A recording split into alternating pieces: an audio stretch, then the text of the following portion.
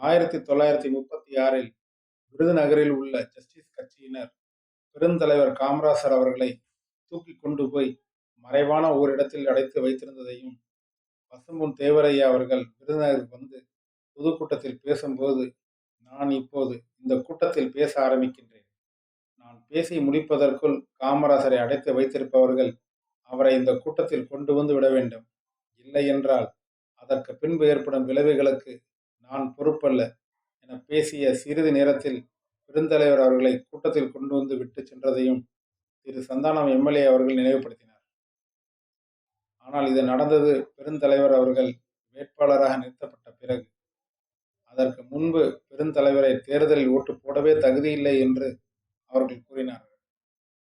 ஏனெனில் அந்த காலகட்டத்தில் பட்டம் பெற்றவர்களுக்கும் பட்டா உள்ளவர்களுக்கு தான் ஓட்டு போடும் உரிமை இருந்தது.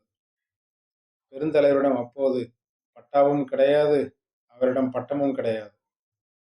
எனவே அவரால் தேர்தலில் நிற்க முடியவில்லை, ஓட்டு போடவும் முடியாது.